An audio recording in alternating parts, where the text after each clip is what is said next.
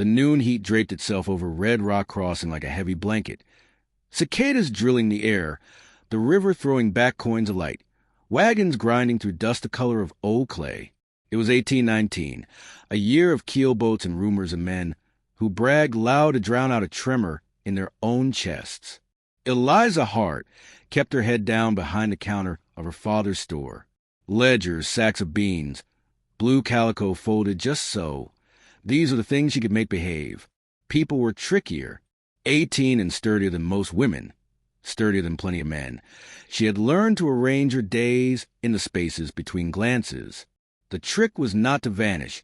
Vanishing only invited hunters, but to look like a shelf. Present, useful, uninteresting. Her father, Nathan, had gone upriver at dawn to bargain for powder. That left Eliza alone with the bell on the door and the long mirror. She avoided like a snake. The bell rang. 3 river hands oozed inside on a ribbon of whiskey breath. They wore the unwashed confidence of men who think a current will always carry them. Rusk, tall, Rope, a grin like a cut, tapped the counter with 2 fingers. Behind him, Lyle and Mott fanned out, eyes moving the way weasels move. "Well, now," Rusk said, as if admiring curiosity. "S'pose old Nathan left the best stock on display." Eliza wrote the word flower in her ledger, ink steady. "What do you need for the river?" "Entertainment," Lyle said, and the word came out sticky. "Been a long 6 weeks. Maybe you help us forget." Flour, salt pork, nails. Mott said, but he said it to Rusk, not to Eliza, like a man reading a list while setting a snare. "Flour, salt, nails," Eliza repeated. "You'll want the 56s, or—" Rusk leaned in, elbows bracketing her ledger. "I'm wondering something else. Out here, times are lean. How's a girl put on so much thunder?" Lyle's laugh arrived early, before the joke finished. Mott smirked at a sack of beans like it had misbehaved. "Gentlemen," Eliza said, and the word cost her something. "I can fill your order or you can move along." "Don't much feel like moving," Rusk said. His hand strayed toward her sleeve. "Hot day. Bet it's hotter under all them layers. Why don't you take everything off and let us see?" Lyle chimed, glancing to Mott for applause. It wasn't new. It was only worse because there was no one else in the doorway, and because the river hands were the sort who took quiet for invitation. Eliza measured the distance to the back room, to the door, to anything heavy enough to make a point. Her breath snagged once, twice. Rusk's fingers brushed fabric. The bell didn't ring. The door simply slammed flat against the wall, as if it had been kicked by the river itself. Dust leapt. Light poured around a man who filled the whole frame like a fallen tree. Calder Boone. Folks at Red Rock crossed the street when Calder came down from breaks. They called him a mountain man because there wasn't a word for a person who taught storms to mind their manners. Buckskin darkened by weather. A beard that had started black and collected seasons. Eyes the color of river ice when the thaw begins and the current underneath is sharp. "Step away from a girl," he said, not loud, but nothing in the room could imagine disobeying it. Rusk straightened. He worked his grin into place. "We were just having ourselves a bit of fun." Calder asked, "I heard you." He moved forward 1 pace. Shelves seemed to edge out his way. "3 of us," Lyle said, bravado wobbling. "One of you." Calder looked at Eliza instead of them. "You all right?" She nodded because her voice had gone somewhere else. "Good." The mountain man turned then completely like a door shutting, and the room lost the temperature. Mott reached first, a knife leaping into his hand, like it knew a bad idea when it saw one. Calder caught his wrist with a casual certainty, twisted, and folded the knife into the counter where it stuck and quivered. His other hand traveled half the distance to Mott's chest, and somehow delivered all the rest. Mott sat down on the floor without consulting his legs. Lyle charged from the side with a length of oak handle he'd found by the stove. Calder ducked, lifted, and Lyle went to the doorway into the heat and stayed there, considering his choices. Rusk tried diplomacy, which for him meant reaching under his coat. He never found what he was reaching for. Calder's fist met him with a noise that shelves remembered, and Rusk's hat sailed off his head as if it wanted a better owner. It took longer to describe than to happen. Silence broadened. Eliza could hear her own breath and the faint complaint of the knife in the counter. Calder picked it free and laid it on the boards with the disdain one saves for a spoon found under a stable mat. He gathered the three men with his eyes. "You'll take your boat," he said, "and you'll untie from Red Rock Crossing before the shadow of that sycamore moves the width of my thumb. You'll tell the river how lucky you are it keeps flowing away from here. If I hear you bothered any woman here, or anywhere between here and Council Bluffs, I'll come down river faster than your boat can run it."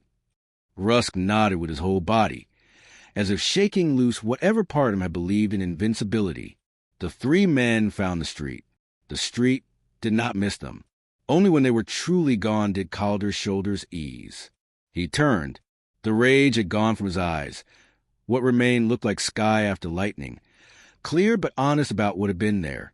"Miss Hart," he said. "Thank you," she managed. It was a small vessel for what tried to pour through it. "You don't owe me that," Calder said. "They owed you respect. I collected on what they refused." He noticed a ledger crooked where Rusk had jostled it. He set it gentle as an egg.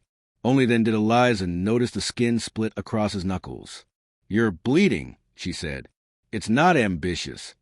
He flexed his hand and didn't wince. "Sit," Eliza said, surprised by her voice returning with purpose. She fetched a basin, clean rag, and camphor the way her mother had taught her. At the counter edge, Calder Boone, whose shadow had once been enough to scatter a pack of strays, sat obediently on a flower crate. Up close, he looked less like a legend and more like the thing legends were trying to describe, whether it had written on him. But nothing in him sagged. The steadiness in his eyes wasn't performance. It was a place he lived. She bathed his knuckles. The water pinked. He watched her work, as if cataloging a skill that mattered. "Most men would have said something clever and left me to it," Eliza said, surprised at how even it came out. "Words don't stop men who practice not hearing," Calder answered. "And I don't remember the clever ones. I remember the ones that ended things." He paused and added, "I've watched you tally a room, Miss Hart. You don't waste a movement." "I've had practice," she said, and meant it to be dry, but it came out tired. "I'm not what the river likes to look at." Calder's gaze stayed steady. "The river looks at what won't slow it down, doesn't make it right." He glanced at the door, then at the shelves, then back to her. "Your father's a priver?" "Until sundown." "I'll spell you," he said, already standing. "You don't have to." "Maybe I do." He moved to the door, planted himself where sunlight made his shoulders a warning. And for the rest of the afternoon, people remembered errands they could accomplish without coming inside. A boy brought a message at dusk. Nathan Hart was delayed. Calder stacked feed, carried a barrel, fixed the backlash that had been sulking for a month, and swept the floor with a thoroughness that made the broom feel proud. When the last light thinned, he set the broom aside. "You eat?" he asked. Eliza blinked. "I forgot." He set bread, jerky, and a slice of dried apple on a plate. She hadn't realized he'd noticed. "There's a small rule the mountains taught me," he said, half-grin ghosting his mouth. "If something scares a man, he eats when he can." "I'm not a man," she said before she could catch it. "You're braver than most of us," he said, and there wasn't a drop of performance in it. They ate, standing. The store smelled of camphor and flour and the low comfort of boards that had done their job another day. "Thank you," she said again, and this time the little vessel held more. "For staying." Calder set his plate down. "Some things you do because they're right," he said. "Some things you do because you couldn't live with yourself if you didn't." This was both. He tipped his hat. "I'll be nearby," he added. "If a shadow crosses the door wrong, call my name. The hills carry sound better than pride, whatever you think." He left with the same economy he'd used for everything else. The bell remembered to ring. Eliza stood alone in the soft aftermath. She ran her hand over the counter, over the groove the knife had made. The room felt different, as if it had shifted a degree toward a compass she hadn't known was available. Outside, the sycamore's shadow slid. Somewhere beyond town, a coyote sang to the first bright beat of evening star. Eliza Hart blew out the lanterns one by one, each tiny darkness revealing more of the sky.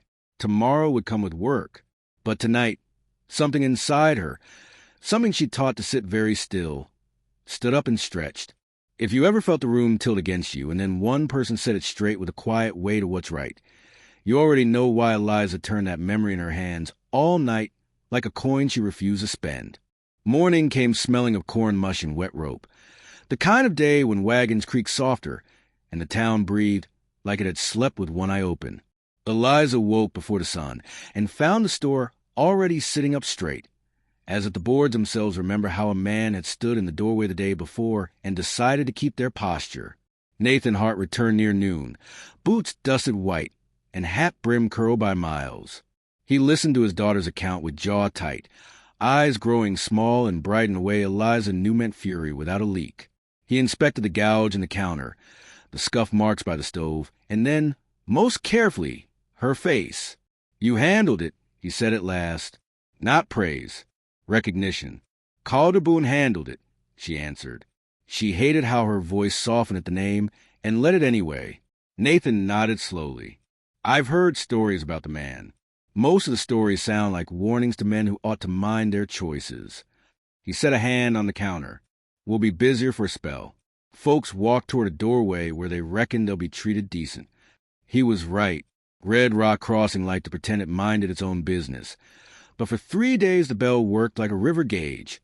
Up, up, steady. Men came who needed nails. Women came who didn't but decided to anyway.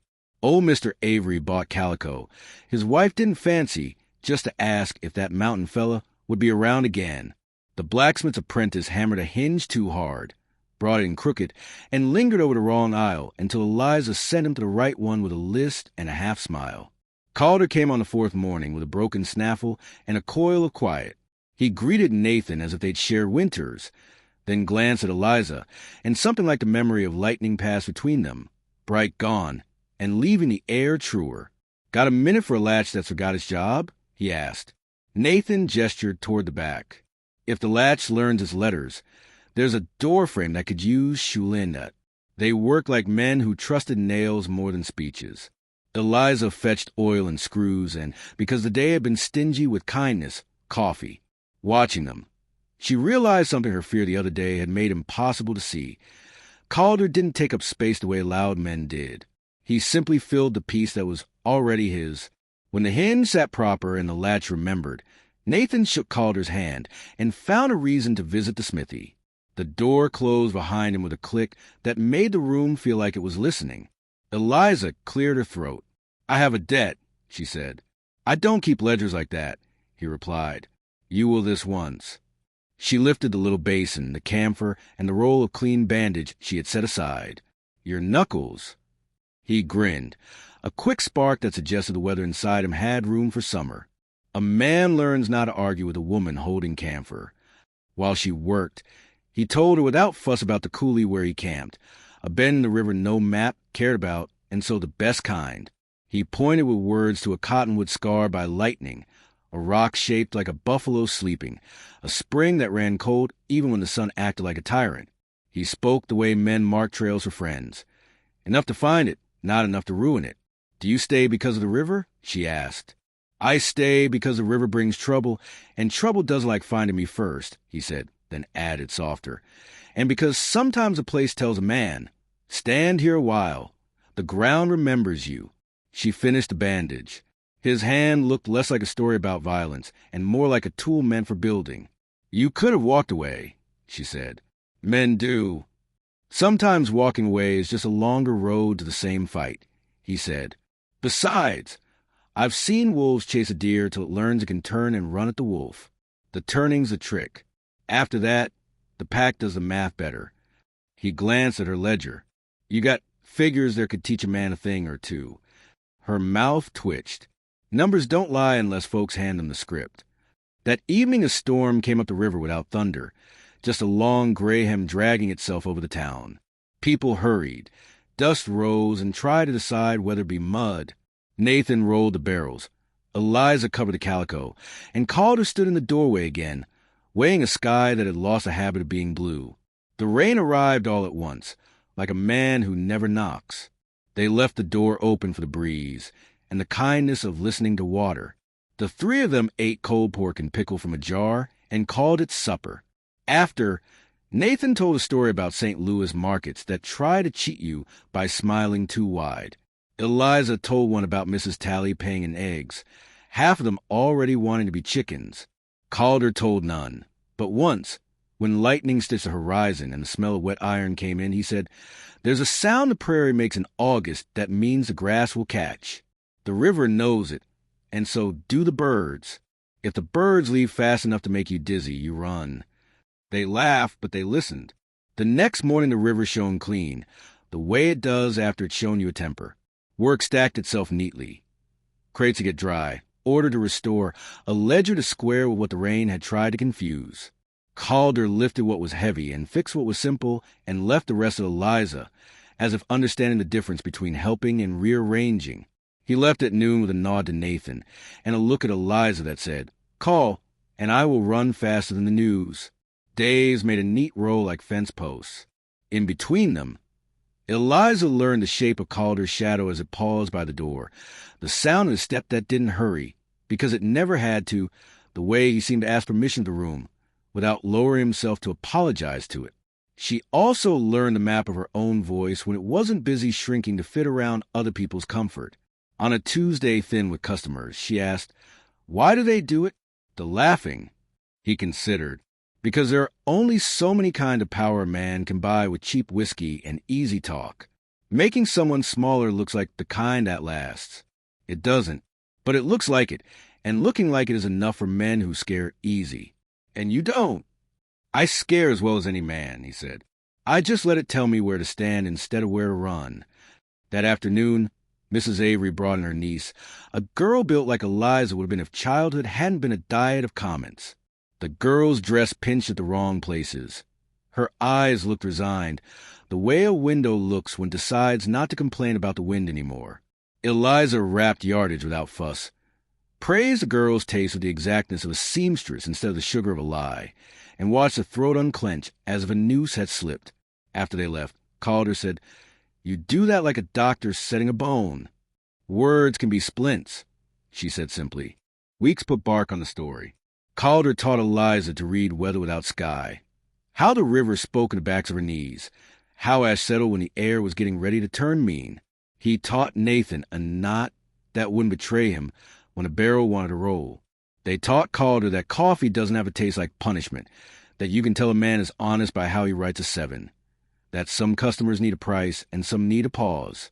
At sundown one evening, with the door propped and the smell of hot iron drifting over from the smithy, Nathan said what the boards had been suspecting.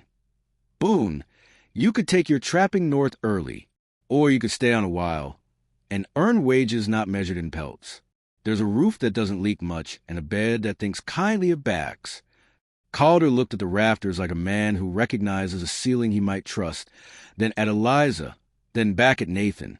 "Fair trade's fair," he said. "I'll earn my place, or I'll give it back." "It's earned," Nathan said. And that was that. The night worked like a bomb for 3 souls that had been bracing longer than they knew. But stories don't like to run smooth for too many pages in a row. The river has a way of sending back what you throw in it, even if you tossed it downstream.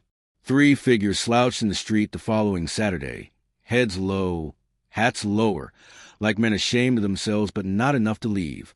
Rusk, Lyle, and Mott had the look of men to whom the world had offered 2 choices, learn or double down, and who had picked the second because the first felt like an insult to pride. They didn't come inside. They posted across the street at the hitch rail and worked their courage with a bottle's help. The town felt their presence the way a body feels a draft. Mothers tugged daughters toward home. Men who didn't like fights decided today they were buying screws tomorrow. Nathan closed the ledger. "Best to shut up early," he said. Calder's eyes had gone that particular winter color. "Shut," he agreed. "Not hide." Eliza slid the bolt. The click sounded small and sufficient. "They won't start anything in daylight," she said, though her palms disagreed. "They will if they think the sun likes them better," Calder answered. "But they'll do it sideways." He wasn't wrong. They started with words thick and loud enough to blow through glass. "Look at there, our mountain nursemaid." Russ called. Laughter that couldn't decide whether to be mean or afraid. Eliza did not flinch. She swept, which on the frontier might be a prayer with bristles. Calder stood where a man stands when he intends to make other men think twice just by existing. Nathan checked the rifle behind the counter, not to brandish, just to feel the stubborn of walnut and steel under his hand. They waited. Waiting is a skill, so is not making a speech when you want to.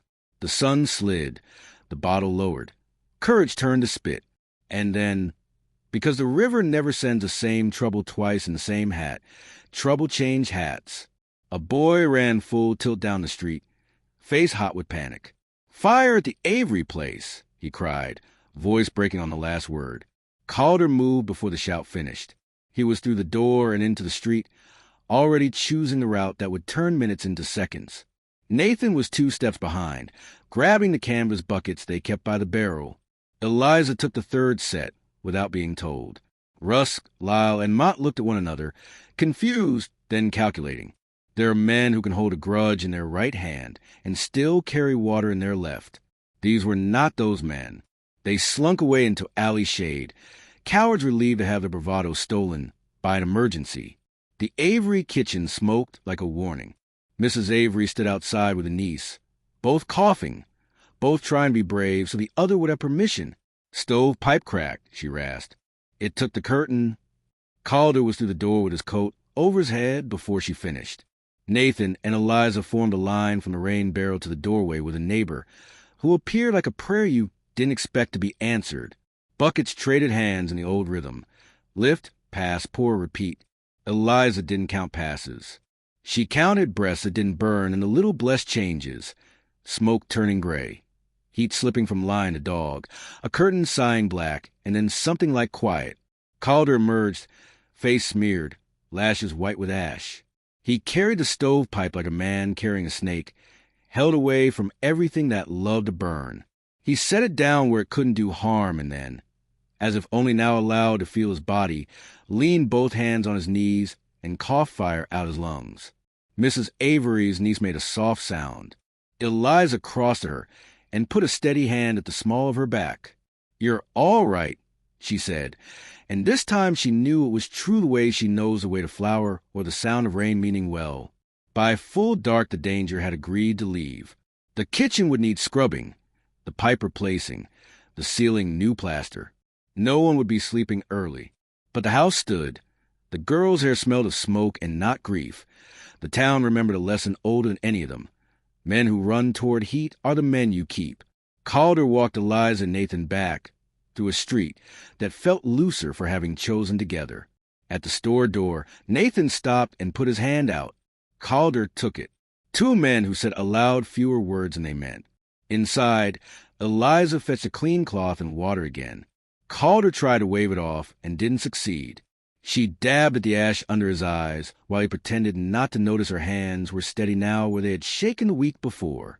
"You scared?" he asked. When the boy yelled. "No." When the smoke blew back. "A little.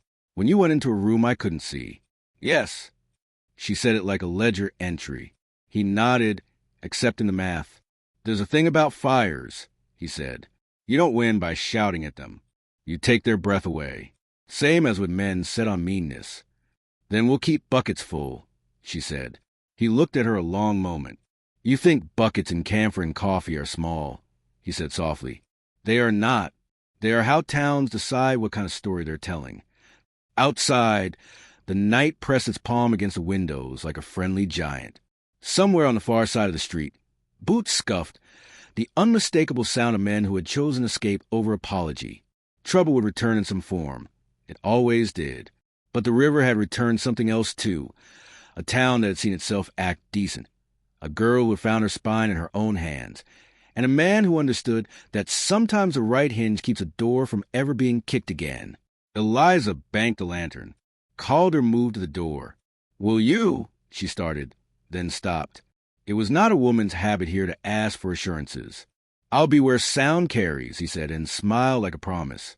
If you've ever watched a room filled with smoke and then with people who refuse to let a wall learn the word ashes, you know why Eliza slept that night with the window cracked and feeling new and strange, that some part of the world had chosen her back. Morning peeled itself off the windows, like a quiet promise. Red Rock Crossing wore the kind of blue sky that makes trouble feel shy, which is exactly when trouble practices. By noon, the street had settled back into its old habits. Will Ruts, porch talk, a dog who worked for tips. If you didn't know better, you'd say the town had already filed a fire under yesterday. Eliza Hart hadn't filed anything. She moved through the store with the precise calm of someone balancing a pail filled to the lip. If you watched her hands, counting nails, tying cord, shelving flour, you see a new stillness that comes to people who stood in smoke and chosen not to panic. Inside, however, a question paced. What comes next when men decide humiliation didn't get the headlines they wanted? Calder Boone came late, River on his boots, and sat ghosting the knuckles she'd bandaged. He touched his hat to Nathan, then to Eliza, and the room performed that small, secret trick again, growing a size too big for worry. Pipe set right at the Averys, he said. Ceiling will grumble, but it'll hold. Nathan nodded at the news, then turned a ledger page to something heavier. Sheriff's been meaning to speak to the three who made a mess in here. Meaning was a frontier word for won't. Russ, Lyle, and Mott, Eliza said, names tasting like rusty water. They were across the street before the fire. Men who like crowds for courage hate buckets, Calder said. They'll come back in an hour that favors cowards. We lock at sundown, Nathan said. We lock, Calder agreed, but we don't shrink. A bell jangled. 2 ranch hands wandered in for tobacco and gossip. Mrs. Talley followed, returning eggs that had opinions about hatching. A drummer from St. Joe pretended to just browse, while pricing the whole town in a glance. Through the door came the usual weather of a working day, and beneath it something new, a current that ran from Calder's shoulder to Eliza's spine and settled Nathan's jaw. You could call it readiness. You could also call it the exact size of a town, deciding what kind of story it tells itself next. The first nudge. It arrived as a note, cheap paper, cheaper courage, wedged under the door by a hand that knocked once and ran. Nathan opened it with the care he gave dynamite crates. The handwriting had learned to write from whiskey. You think you're better than the rest of us, your fat daughter and that mountain dog. Wait till the dark puts you back where you belong. Eliza read it twice, not for sense. The sense was broken, but to way the old wound the words were trying to wake. Once, such a sentence would have rearranged her breath. Now it only made her tired in a way that resembles strength. Trash, Nathan said, and fed the note to stove. The flame took it with the polite appetite of fire that knows how to erase insults without making a scene. Calder watched the paper curl. They always tell on themselves, he said. Men who break people start by breaking words. Easier to find them after. Find them how? Eliza asked. By what they're scared of, he said, simply, and that was the end of that lesson for now. The second nudge. A crate arrived from St. Louis, rope cut and the good coffee gone. The drummer swore he'd seen nothing. The freight boy swore he'd seen everything except the part that mattered. Nathan set his mouth, chalked the loss, and did the math of what you can fix today. Grudges get clumsy before they get violent, Calder said, examining the knife mark on the lid. This was a rehearsal. For what? Eliza asked. For whether we look like people who let rehearsal pass for performance. She looked back at him, then at the shelves, the ledgers, the door. And do we? Calder's eyes, the Winter River color, warmed. Not at anyone with sense. A town rehearses decency. Stories travel at the speed of pie. Mrs. Avery's kitchen, nearly burning the block, had winged its way to every porch and pew. In the wake, something neighborly swelled. The blacksmith tightened hinges for free. Mr. Avery stood on a crate and apologized in public for the pipe he'd been meaning to fix since last spring. The preacher preached shorter. The poker table at the back of the saloon got quieter when Eliza walked past. Even Sheriff Norton showed up, brimming with advice he could not enforce. You doing all right, Miss Hart? He asked Eliza, as if asking permission to count at his work. I am, she said, and I'll keep being. Good, good. He thumbed his belt. We won't have any more ugliness. We will, she said pleasantly, and watched him flinch. But we'll also have people who remember where the buckets are. Norton reddened, muttered something about patrols, and abandoned the room to the adults. Calder grinned. "You do that," he told Eliza. "Do what?"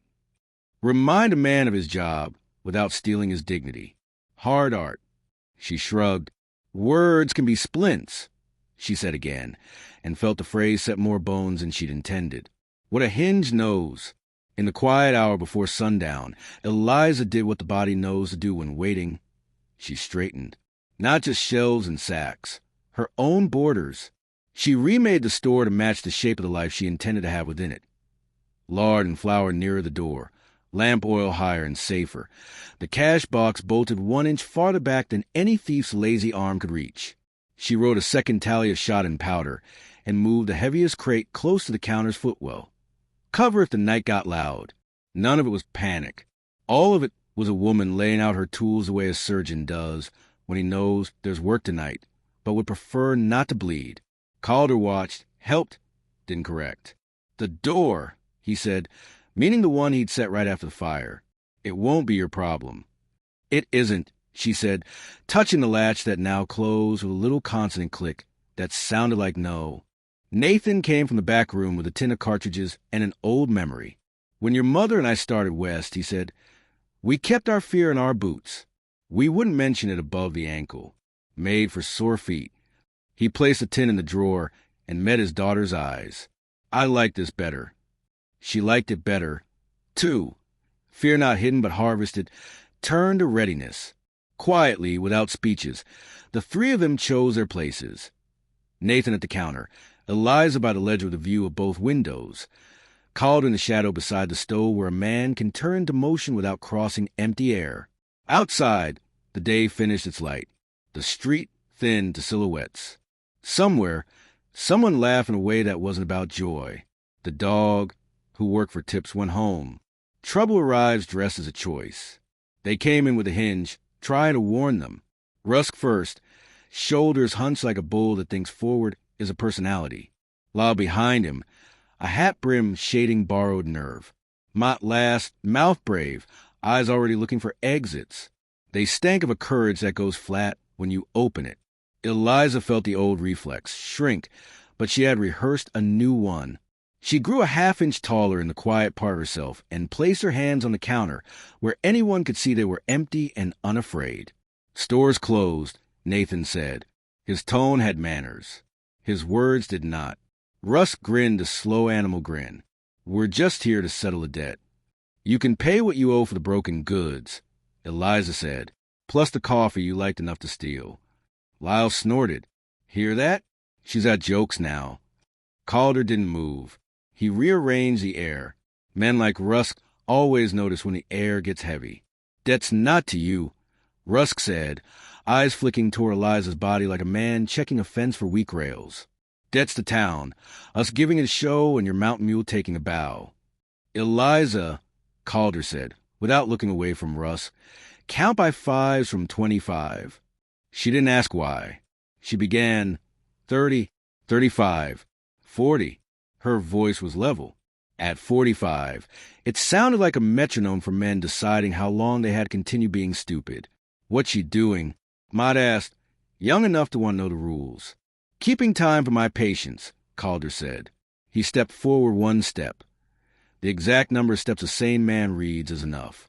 Rusk touched the edge of the counter with 2 fingers, a little proprietary flirtation with a piece of furniture that wasn't his. "We got a say in who belongs where. This store. This town. This," he nodded at Eliza with a smile that had never met kindness. "Shape blocking the view." Eliza kept her face easy. Inside, something old stood up and left. Something new sat down and crossed its legs. "You're mistaking a public street for your mirror," she said. "That's not our inventory." Calder almost smiled. 60, he said, as if pleased with her arithmetic. Nathan placed both palms on the counter, father and proprietor and witness. "You'll pay for what you broke," he said. "Then you'll leave. If you come back, you'll leave heavier with bruises or lighter with teeth. I'm not particular which." Lyle went for his mouth, always the cheapest weapon. Fat folk get brave when bears fetch their sticks. 70, Eliza said, and now her voice was silk over flint. Rusk's jaw bunched. He reached. What happened next fit in the space between 75 and 80. Calder's hand found Rusk's wrist before Rusk found anything of use. A turn, precise and unspectacular, put the man's face at the counter, elbow bent in a way that taught anatomy at speed. Lyle lunged. Nathan moved with barn-raising steadiness. One step, a shoulder, a shove, sending Lyle backward into a barrel that had been waiting its whole life to be helpful. Mott froze. He was at the age where a boy's future chooses whether to be a man or a story men shake their heads over. Eliza, Calder said, door. She slid the bolt with that little consonant click. The room got very honest. 80, she said. Rusk tried a twist. The twist failed. Calder's voice remained conversational. You ever see a kettle blow when the lid's clamped? It isn't the lid that's mean. It's the fire underneath. You boys have been stoking what you don't understand. Rusk spat something that wanted to be a word. Eliza handed Nathan a length of cord. He didn't need a nod. In 3 motions, the cord discovered its life's purpose binding Rusk's hands. Now, Nathan said to Lyle, who was reconsidering his resume from the floor, you can choose apology or dentistry. Sorry, Lyle yelped, far less brave now that gravity and the barrel had filed their complaints. Eliza turned to Mott gently, the way she turned to a colt that hadn't decided whether to wear a saddle. You can leave, she said, with your hands empty and your mouth shut, and find a better pack. Or you can plant your feet where they're standing and grow the kind of man who needs 3 to talk to 1. Choose now. Don't take it home. It stains. Mott swallowed, looked at the door, at Rusk's colorless knuckles, at Lyle's new respect for barrels, and at Calder, who was watching the way the river watches boys who think water is a joke. I'll go, he whispered. I'm done. Calder nodded once. Then you're not our problem yet. Leave. Eliza slid the bolt, let him out, and slid it back. The street swallowed him with relief. Rusk found courage in his throat again. You can't do this. Sheriff arrests folks, Nathan said. We're educating them. Lecture's short, Calder added. He leaned, the gentlest additional pressure, and Rusk learned new lessons about being made of joints. Pay for what you stole. Pay for what you broke. Then you won't see the inside of this room again unless you come to apologize like a man with a hat in both hands.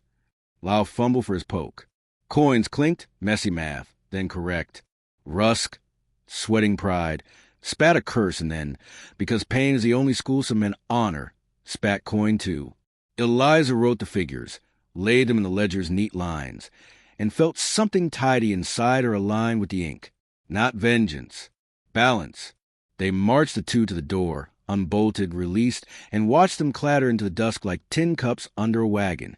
The hinge closed behind them with satisfaction. The room exhaled. Nathan leaned on the counter like a man, allowing his bones to report in. Calder set Rusk's left-behind bravado on a mental shelf labeled Not Our Problem. Eliza went to window and stood where the glass made a mirror.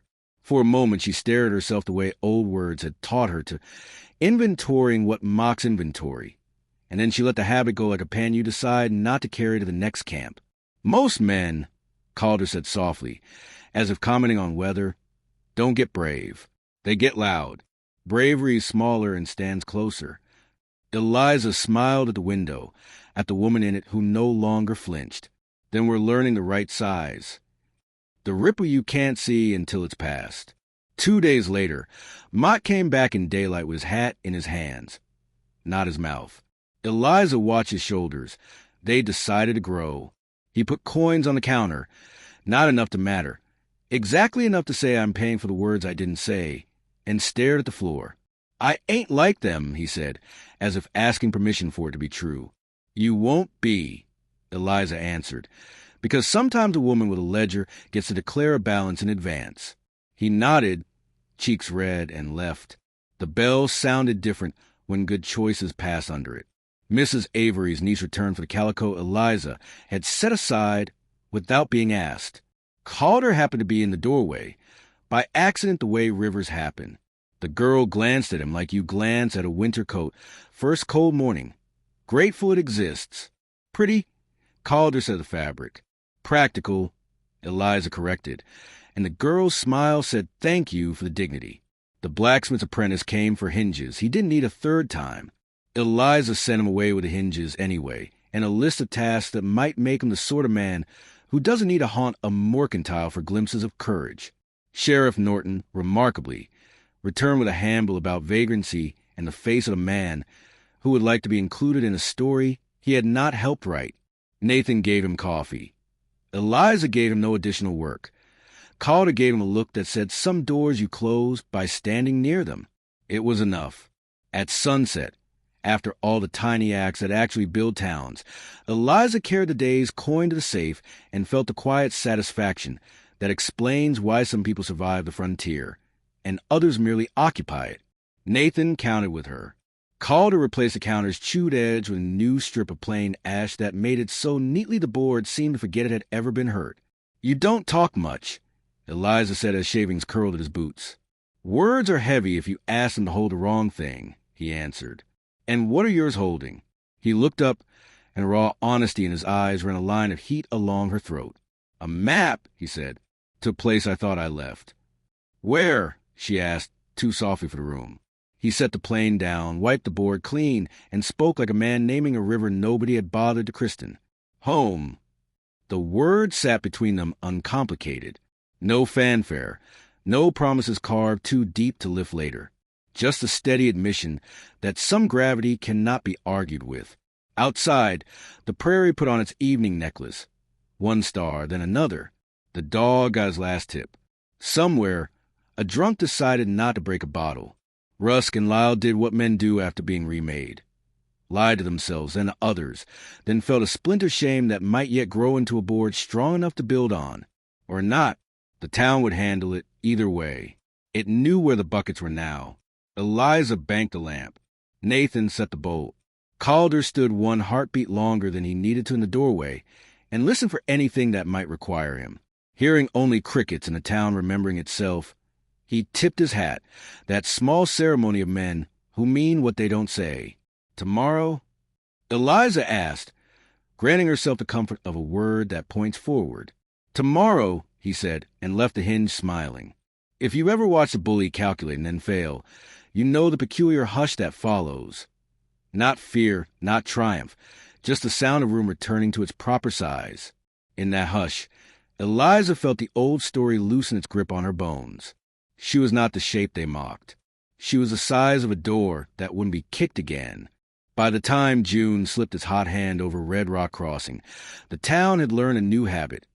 It glanced toward the Hart Mercantile, the way a man glances at the horizon, just to be sure the world still keeps its shape. Doors were fixing themselves. People were saying after you where move used to live. Even Sheriff Norton had discovered a second gear called doing.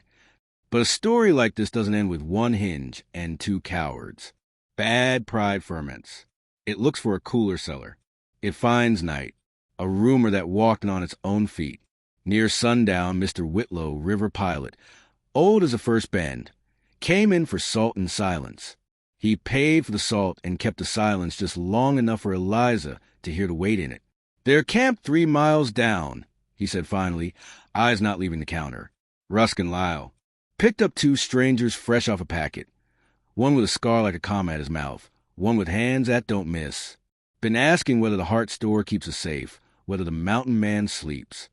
Nathan's pen paused. Calder, by the stove, shaved a curl from a pine board until it coiled like a sleeping question. "Thank you, Mr. Whitlow," Eliza said. Calm, crisp, like a dress you iron only once, and then wear carefully. Whitlow hesitated. "They ain't brave, mind you. They're cornered. Corner men make holes where there weren't any." Calder set down his plane. "River low. Low enough to keep secrets." "Then it'll keep ours, too," Calder said, and that was a plan declaring itself without fanfare. The map under the words. They didn't hold a war council. They packed a picnic that looked like one. Bread, cheese, a pot of coffee, 3 coils of rope, a lantern hooded to a thumbprint of light, and a length of chain that had once argued with a wagon wheel in one. Nathan checked the shotgun with farmer's care. No drama, just proof. Eliza tucked the ledger into the safe and wrote on a scrap, closed, Back at dawn, it looked like closure. It felt like a promise. Calder rolled the coils and spoke without looking away from his hands. They'll choose the river trail. Hides their approach. Lets them whisper cower to each other loud as they like. We'll be where the trail narrows at Cotton Jaw Bluff. Nathan nodded. I can set the trip line in the willow roots. Eliza said nothing. She was already unwinding the second rope, measuring it against her reach, the way a seamstress measures a sleeve when arm's still moving. She had a picture in her mind of how men fall, how fear runs downhill toward water, how a woman can be a gate without being a wall. Stay home. Nathan began out of reflex. The old line, husbands pass to wives and fathers to daughters when the sky remembers how to carry thunder. Eliza met his eyes and smiled, the kind of smile that respects worry, and then takes its toolbox anyway. You taught me to count. It's our inventory that's walking toward the river. Calder's glance flicked between them and softened. 3 is steadier than 2, he said, and you're the best listener in the room. To men, to water, he said. Rivers tell on feet. Cotton Jaw Bluff, where the trail narrows. Night came on us. No tricks with clouds. No moon loud enough to give bad men courage. The bluff rose where the river took its one opinionated turn, chewing the clay bank into a toothy grin. Willows stitched the edge. The path between rock and water narrowed to a man and a half wide. Wide enough for commerce, too tight for mercy. Nathan's trip line ran low and mean, a quiet question the ankles would answer wrong. Calder staked a chain where a fallen cottonwood made a false certainty. Eliza took the lantern to the willow shadow and let it glow like a thought you keep to yourself. Listen, Calder murmured. She did. Water telling pebbles how to be round. Frogs practicing patience. A heron folding its opinion into the reeds. And beneath it, faint, the unmusic of men who want to be legend and keep landing on rumor. Footsteps that didn't settle. Laughter without teeth. Metal kissed against a tooth, nervous habit. 4 of them. 1 trying to walk in front. 1 hoping the night will adopt him. 2 who hadn't yet guessed that consequence is a kind of weather. Eliza breathed through her belly and let the beat slow until her heart could eavesdrop without interrupting. Now, Calder said softly, and the river agreed. The first man, Lyle, hit Nathan's line and went to his knees with a prayer that had no words in it. The second tripped over first and discovered the chain as it made the world abruptly honest around his ankles. The third, Rusk, heavy with grievance, stopped, which saved him from the line, which cost him his balance when Calder's palm discovered the exact address of a sternum. The fourth, the common-mouthed stranger, slid wide, quick and clever, and found Eliza instead. Evening, miss, he breathed, knife low, voice smiling where his mouth did not. Let's both make a poor decision. Eliza stepped backward into the willow and let her weight be more patient than as clever. Her shoulder found bark. Her free hand found the lantern hood. She lifted it 1 inch. A coin of light, not enough to blind, exactly enough to make a man measure himself. You sure? She asked, steady as a clerk doing sums. There's 3 kind of men on this trail. Those who go to jail, those who go to water, and those who go home and grow up overnight. You get a pick before dawn. The knife twitched, not forward, but back, the way a thought changes its mind. Behind him, Nathan's rope hissed, old snake, new trick, and a pair of wrists failed to be free. Calder's voice walked across the dark like a hand on a shoulder. Drop it, and you'll still have the hand tomorrow. Commonmouth froze, then let the knife tip the inches into mud that count for wisdom. Behind him, Rusk growled up from his belly, the sound bulls make when they lose the argument with fence post.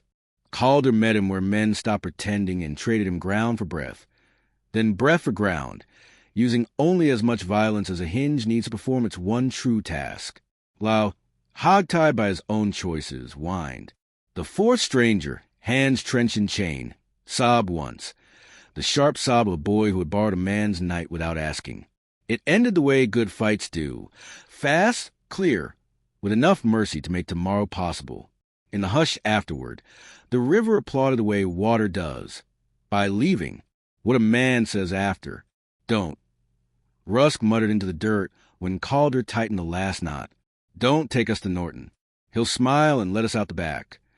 We're not walking you to a door that opens, Nathan said. We're walking you to a morning. Calder hauled them up, human but not gentle. Commonmouth stared at Eliza with a wonder that made him young. Why'd you talk to me like I could choose? He asked. Nobody talks like that at night.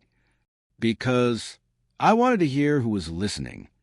He looked down at his empty hands, flexed his fingers as if relearning ownership, and nodded as if she'd handed him a tool with his name burned into the handle. Elias, he said, the confession people carry around is a fact. My name's Elias.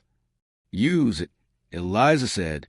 They walked, slow, not to punish, but to prove. The men bound to the chains shuffled. The man bound to his new name walked without help. The lamp showed them only 10 feet of honesty at a time, which is how most good journeys happen. Half a mile from town, Lyle began to catalog excuses. It was just, I never. Nathan cut him off with the kindness of a clean line. You've heard our store, our street, and our quiet, he said. You'll help mend each. That's the price. Not because we're righteous. Because we're neighbors. Rusk spat into the weeds. You think you're better? He snarled, scraping together a pride that was already foreclosure property. No, Calder said, voice low. We think we're responsible. Eliza's hand brushed the lantern hood and dimmed it to a thought again. In the softer dark, voices went truer. Why her? Elias asked, nodding toward Eliza with respect that hadn't been there an hour ago. Why'd you choose her to stand? Calder didn't answer right away. The river found a rock and rerouted. When he spoke, it was as if he'd waited for some permission only he could hear. Because I've been noise most of my life, he said. She's signal. Nathan made a sound that might have been a chuckle, might have been a prayer. Sheriff Norton, surprised by his own competence. They delivered their parcel of men to the jail at the reluctant edge of midnight. Norton, hair askew, shirt half buttoned, came to the bars with a face that had been practicing the sentence what now all his professional life, and never expected a satisfying answer. For, he blinked, alive? Temporarily, Nathan said. Alive's decision will keep renewing for them if they start renewing some others. Norton's eyes did arithmetic. Election, gossip, frontier laws theater, his own wish to be remembered as something other than a hat and a badge on the same man. He opened cells. He asked for statements. He took them, sober for once, pen moving like a man who wants to be believed. We'll need witnesses, he ventured. Half the town, Eliza said. Invite Mr. Whitlow. He hears better than all of us. And consequences? Norton asked, as if he were learning his own job from the blackboard. Restitution. A month of work on the Avery block. Wages paid into the store ledger until the damage and theft are squared. Elias there gets mornings at my counter, and afternoons at Reverend Pike's woodpile. Lyle gets the blacksmith till his hands remember usefulness. The other stranger, she nodded at the boy in the chain, gets Mrs. Tally's fence. And Rusk gets a listen. A lot. Rusk laughed a small and funny laugh. Listen to what? To people he thought were small, Eliza said, until he can say, I'm sorry, without borrowing the words. Norton swallowed. And if they run, we all know what their feet sound like, Calder murmured. We'll hear them. Norton nodded. Something in him sat up straighter. You'll testify? We'll tell the truth, Nathan said. The town will do the rest. The morning after a night that mattered, Sunrise wore its best shirt. The town came to the jail the way people come to a hanging and hoped not to see one. Norton, unexpectedly in command, read out the charges and the restitution plan, like he'd written it himself. Mrs. Avery spoke first about smoke and buckets. Mr. Whitlow spoke about choosing the river or choosing sense. The blacksmith spoke about work as sentence and salvation. When Eliza spoke, she did not speak long. We're not better, she said. We're just bigger together. Nobody gets to make anyone smaller here. If you need to say something ugly, go where your echo is company. It won't be here. Rusk stared at a splinter on the floor and said nothing. Lyle said, Yes, ma'am, in a voice that had learned something. The boy nodded so hard his future rattled into place. Elias lifted his chin and met people's eyes like a man telling the truth to his own name. The town dispersed into morning chores of the odd, buoyant-feeling communities get when they survived a test without losing their reflection. Norton posted the terms on the board outside his office.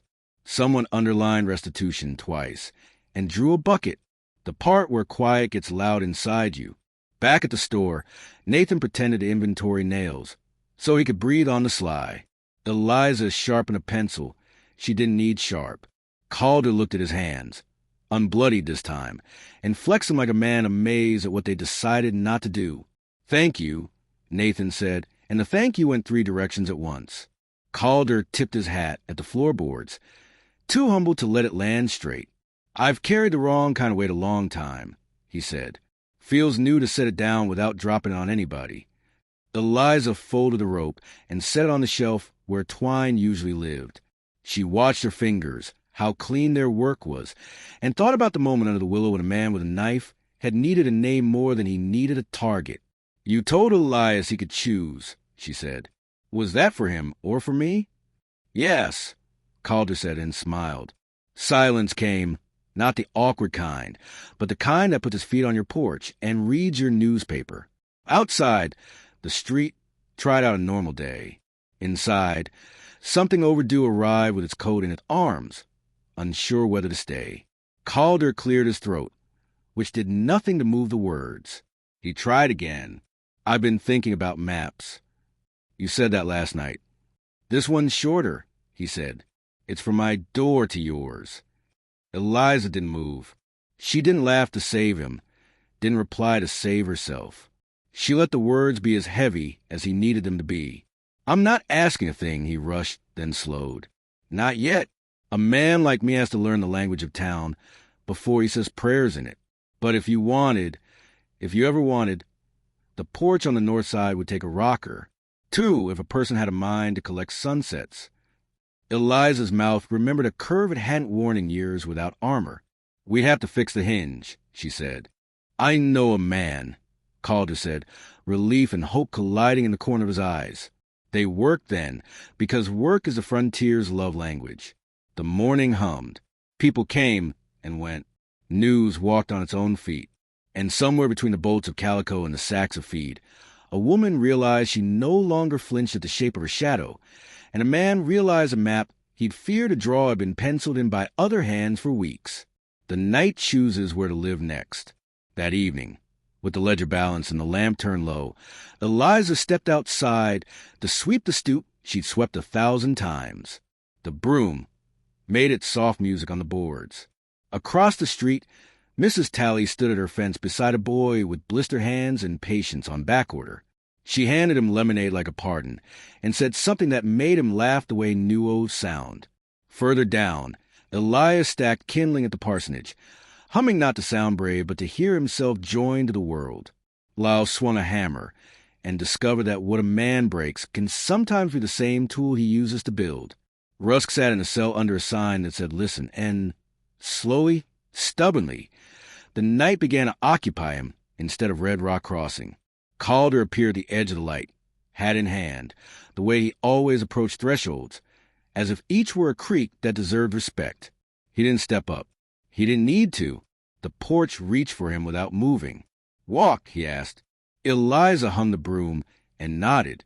They moved down the street at the pace of people who've outrun trouble and don't need to prove it. The river to their left murmured approval. The sky to their right set out its stars like bread on a table. "You taught me a thing last night," he said. "I taught you what to say to men with knives. Use your name. I was 30 before I learned mine where someone could hear it." Eliza kept her eyes on the path, because some truths prefer to be listened to with your feet. "What is it?" she asked. "Your name?" He smiled sideways. "Calder. Not Boone to me. To me, I'm just a man who got lucky with a town, and is trying not to be foolish about it." They stopped at the bluff's edge where the river wore moon. The same willow that had hidden Eliza's lantern now lifted its lace for the breeze. "You kept counting," he said. "In the store, when there was noise." "I still am," she said, "but it sounds like music now." He didn't touch her. He didn't need to. The distance had learned their measure. "Tomorrow," he said. "Tomorrow," she answered, and the word felt brave and ordinary at the same time. The best way for future to begin. Morning came like a new ledger page. Clean lines. Squares waiting patiently for the story of the day. Red Rock Crossing woke to the sound of good work. Hammer on nail the Avery block. The rasp of a saw. Buckets clinking at the well. A broom whispering a porch clean. The jail held 2 men and a mirror. Russ kept finding himself in it. And Sheriff Norton had the look of someone who'd tried on courage and discovered it fit. Inside Hart Mercantile. Coffee breathed warm into the aisles. Nathan chalked prices. Eliza stacked calico, her hand sure and unhurried, her breath keeping time with the room. Calder stood by the door, as if making certain the threshold knew its job. He'd slept out on the edge of town, old habit, but his boots had found the boards before the sun did. "Full day," Nathan said. "Evening, too," Calder answered. They weren't planning a battle. They were preparing a harvest. After a season of mending, the town was ready for its first brave party.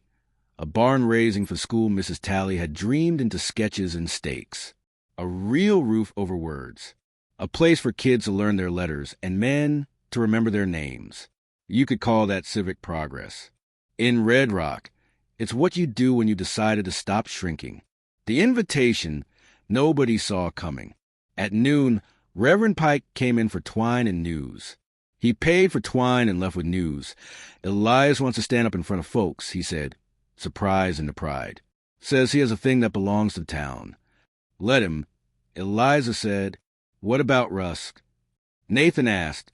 "Rusk can sit," Calder murmured. "Sometimes a man needs to be still where his harm was loud." Pike nodded like the river had just quoted scripture back to him. Sunset the new frame, he decided. Words where walls are about to be. Afternoon, work that knows your name. You could smell the schoolhouse before you saw it. Fresh pine edges, sap like honey on a July shirt. Mrs. Talley had a pencil tucked in her hair and authority in both hands. Children carried shingles as if they were books. Lyle, apprentice of blacksmith a month, drove nails with a care you only see in men who recently learned what care costs. The boy who'd sobbed on the chain dug post holes steady and deep, learning that holes can be for holding. Elias stacked boards and waited for the light to move. He'd shaved. He'd borrowed a clean shirt from the parsonage. His hands, empty of knife, kept making gentle shapes in the air, like a man rehearsing honesty. Calder saw him looking toward evening and nodded once. "You're allowed," that's what the nod said. Eliza kept a ledger of materials with one eye and a ledger of people with the other. A town was balancing itself in columns. She didn't need paper to see. What was taken, what was returned, what was learned, what was finally laid down. The hour that gathers everything you are. Sunset combed gold through the frame, turning the ribs of the schoolhouse into a kind of cathedral. Folks leaned tools against new walls. Children found parents' knees. Sheriff Norton cleared his throat and didn't ruin anything. He said there'd be short words and long memory. Elias stepped up onto the sill, hat off, hair unsure what to do with itself. He didn't stall. He didn't decorate. His voice came like a bucket pulled straight from the well. Cool, honest. "Enough? I came here to take," he began. "I thought a man was mostly what he got away with. Last night taught me different. That woman," he nodded at Eliza, "spoke to me like I had a name worth hearing. That man," he tipped chin to Calder, "showed me what strength looks like when it doesn't need to perform. This morning, Mr. Avery put a hammer in my hand and said, 'Hit straight. Mrs. Call somebody else.' I did wrong. I'll pay it back. But a thing happened I never counted on. You let me do it out here where everyone could see the paying. Shame turns men into shadows. You turn on the porch light." He looked down at his fingers, flexed them like a promise. "So I'm making one. I'll stay till the debt's gone. Then I'll ask honest if work can keep me. If not, I'll move, but I'll carry this place like a compass. That's all." He stepped down into a silence that wasn't empty. It was full. "We heard you." Reverend Pike put one hand on his shoulder, like a stamp that says paid, not for the debt, but for the lie Elias had been laboring under. Lyle swallowed and stared at his boots as if they might explain to him how turning begins. The boy with the blisters stood taller, without moving. Rusk sat on a crate at the edge of things. Court-ordered listening wrapped around him like a coat he'd never asked to wear. He watched Elias get away with nothing, and gain everything he'd never thought was his. Something in Rusk's jaw softened. One notch, no more. But the night heard it. The problem with fire, how it teaches anyway. Then trouble showed up wearing an old shirt. It didn't march in. It leaked. A spark, really. The kind nobody blames because no one sees it leap. Maybe a careless pipe ember.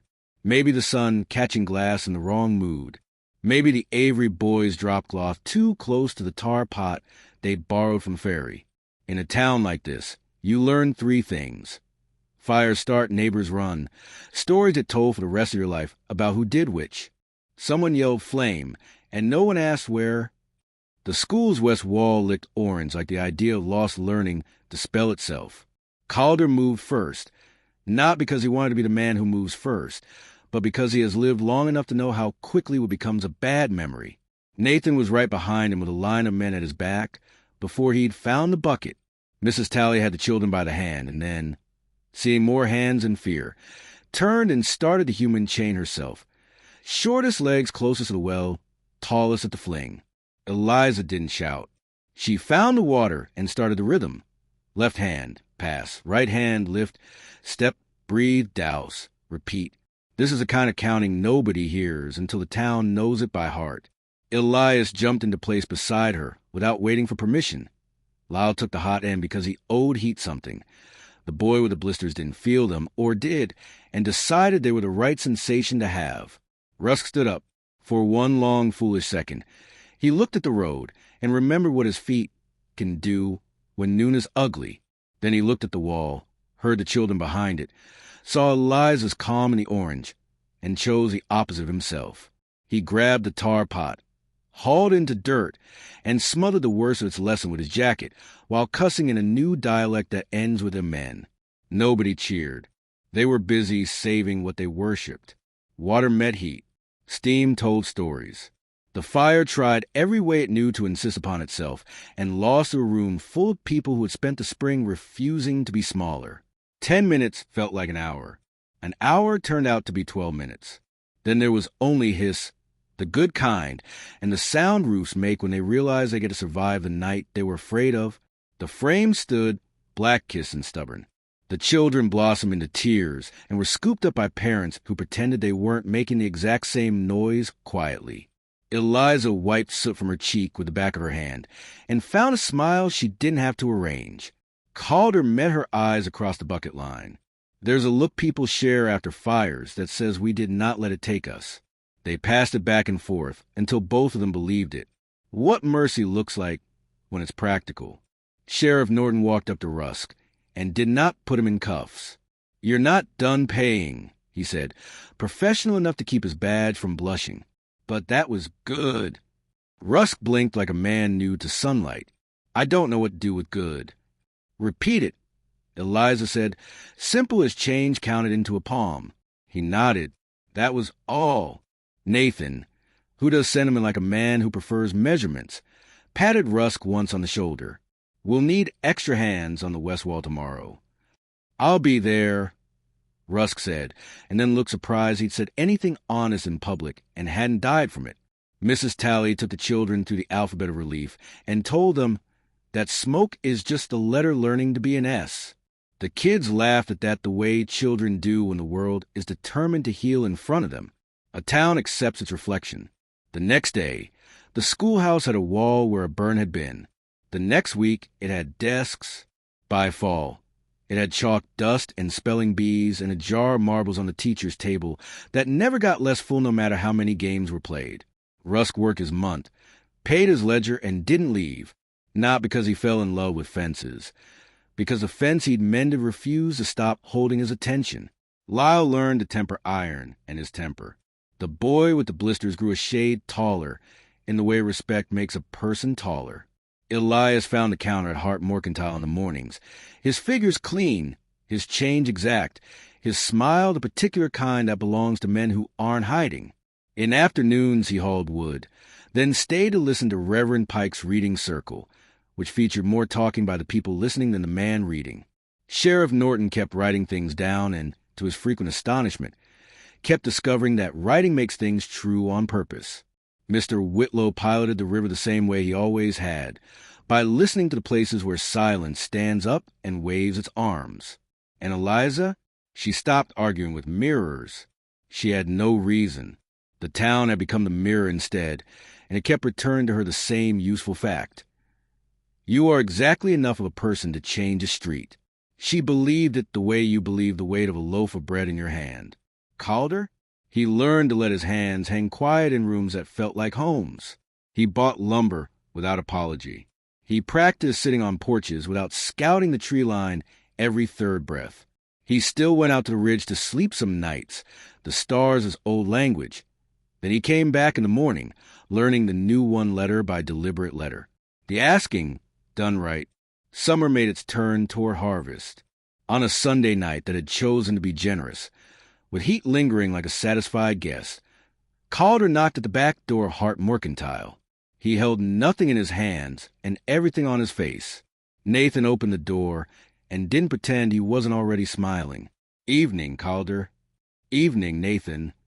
They stood in the particular politeness men deploy when both know exactly what the others come to say and both want to let the saying have its dignity. I'd like to speak to Eliza, Calder said. Nathan stepped aside. Speak as long as you need. Her voice knows the room. Eliza came down the short hall, wiping flour off her fingers. She'd been testing a peach pie she swore was practice, and everyone else knew was a celebration she hadn't named yet. Calder took off his hat. He didn't stare at the floor. He didn't perform hero. He let the words be the size of his chest. I've been building a thing, he said. It started as a porch. It got an extra rafter. It learned how to hold light at the right times of day. I thought it was a place. Turns out it's a question. I'd like to put your chair on it. If you want, I'd like to put my name next to yours in places names go, ledgers, signs, the quiet spot on a doorframe where folks mark the heights of children. If no, then my porch will still be a good porch. If yes, then I'll learn the rest of the words. Eliza didn't rush. She set the dish towel on the table. She looked at him like a map looks at a traveler who has finally stopped somewhere worth the boots he wore out getting there. I don't need saving, she said, not as defense but as fact. I know, he said, gratitude plain as breath. I don't want a rescue. I want a partner. The kind who carries and listens. The kind who lets a schoolhouse burn in his mind forever, not as a fear, but as a vow. I built a vow into the frame, he said softly, hidden but strong. She smiled then, the kind of smile a town learns to stand up straight under. Then yes, she said, bring your chair. Bring two. We'll need one for the days we get older, and one for whoever needs a place to rest before they try again. He didn't pull her in. He asked the question with eyes and received the answer with a nod. Then she stepped into that space because she wanted to. They stood a moment longer, measuring the shape of a new word. Us. Nathan coughed in the approved older brother manner, which is to say he made too much noise on purpose, so he wouldn't make other noises by accident. Then he opened the back door wider so the night could come bless the room. The ribbon nobody cut. They were married the way Red Rock now does things, without parade, with abundance. Reverend Pike stood under the schoolhouse eave and managed not to cry until the part where he said witnesses, and everyone realized that's what they had been all along. Mrs. Tally read a poem that pretended to be a shopping list and turned out to be love. Sheriff Norton signed where signatures go and added a line that doesn't appear on legal forms. Be kind to the porch. Mr. Whitlow shook Calder's hand and told Eliza quietly that rivers always remember where they first learned your name. Rusk stood at the back like a man who has chosen to be near light, even when he worries about his shadow. Lyle brought nails as a gift. It makes sense here. And the boy with the blisters showed up wearing a shirt his mother had saved for someday and grinning like someday had finally gotten the address right. Elias carried a pie and a ledger he wanted Nathan to check, because that's how a man says I'm proud of doing it right when he's still learning how to be proud. They did not cut a ribbon. They opened a door. What we keep, what we let go. Time moved forward, the way it does when it's happy. The school filled with reading.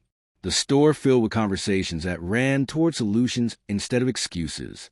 The jail filled seldom and briefly. The river kept secrets more often than bodies.